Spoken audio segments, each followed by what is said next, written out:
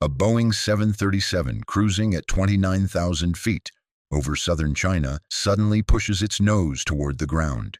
It accelerates past the aircraft's design limits. It strikes a mountainside at close to the speed of sound. All 132 people aboard are killed. 4 years later, the country that owns the wreckage, the recorders, and the investigation has told the world that the crash report is a matter of national security. This is China Eastern Flight MU5735, a Boeing 737-800 operating from Kunming to Guangzhou on the 21st of March, 2022.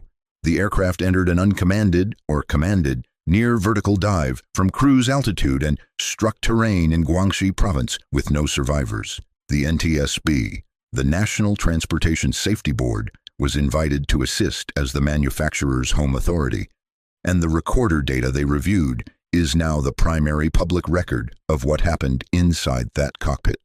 What we know, what China's investigators have found, and why none of it has been officially published. That is what this video is about. The aircraft was a Boeing 737-800, registration Bravo 1791, operated by China Eastern Airlines, one of China's 3 major state carriers. The 737-800 is one of the most common narrow-body jets in the world, a workhorse of short and medium-haul routes across Asia and beyond. The flight was a routine scheduled service, 2 hours in the air. There were 123 passengers and 9 crew members aboard. The terrain over which they flew matters. Guangxi province is mountainous. The cruise altitude of 29,000 feet placed the aircraft well above the ridgelines until it did not. The weather at the time of the dive was not a factor according to available reporting. There was no mayday call, no distress signal, and no reported mechanical squawk before the aircraft's track turned vertical. The flight departs Kunming on time. Climb is normal, cruise is normal, then at 29,000 feet the nose drops. What happens next takes less than 2 minutes. The aircraft accelerates into a descent so steep it is nearly vertical. Radar returns show the 737 exceeding speeds the airframe was never certified to handle. It strikes a mountainside near Wuzhou, Guangxi, and the impact is so severe that the main wreckage crater is less than 20 meters wide.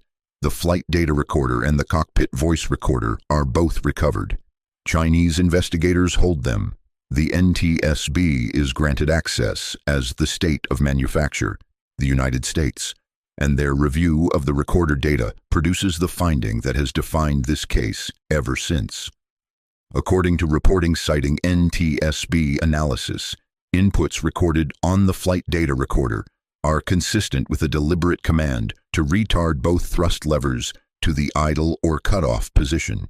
In plain language, someone in that cockpit appears to have shut off both engines during the dive. The recorder data does not show a mechanical failure initiating the sequence. It shows a cockpit input. We do not know who made that input. We do not know whether there was a struggle. We do not know what the cockpit voice recorder captured because China has not released a transcript. What we know is what the flight data recorder shows, and what it shows is deeply uncomfortable. Set aside for a moment the question of intent and consider the procedural picture. A 737-800 at cruise has 2 CFM56 engines producing thrust. If both are shut down simultaneously, the aircraft does not immediately lose all power. There is a ram air turbine and battery backup. But it loses the hydraulic assist that makes the flight controls responsive at high speed. Recovering from an unusual attitude at high altitude, with both engines offline, is an emergency that demands immediate and correct action. Reduce thrust or restore it. Identify attitude. Apply recovery inputs. Avoid exceeding structural limits in the pullout. Air data from the flight shows none of that happened. The aircraft continued to accelerate downward. The energy state at impact was beyond any survivable envelope.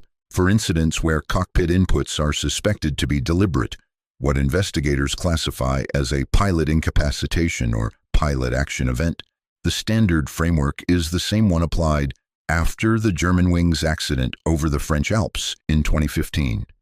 You examine who was in the cockpit, what the voice recorder shows, whether either pilot made any transmission, and whether the inputs are consistent with incapacitation, confusion, or intentional action.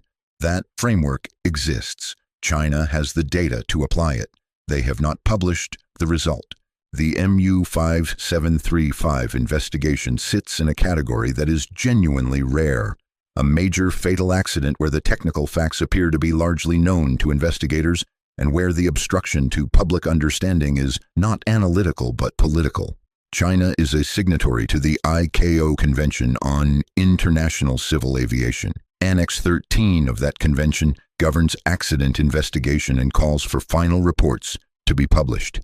4 years after the crash, China has cited national security as the basis for withholding the report. That framing is without precedent in modern commercial aviation investigation. The Germanwings comparison is instructive. After the 2015 crash, the BEA, France's Bureau d'Enquête et d'Analyse, published its final report within 14 months. It named the co-pilot. It described the cockpit voice recorder evidence in detail. It made safety recommendations that changed cockpit door access rules across Europe. The process was painful. It was also done. The questions investigators would normally answer in a published report are exactly the questions that remain open here. Who made the inputs? Whether there was any prior indication of psychological distress, what the carrier's screening and fatigue management looked like, and whether the Boeing 737 systems behaved as designed throughout the sequence. None of that is available. What the international aviation community can do with an unpublished report is limited. Safety recommendations require a finding requires a report requires a country willing to publish it. The NTSB has stated it considers its participation in the investigation complete, and China's Civil Aviation Administration holds the sole authority to publish or withhold the final report.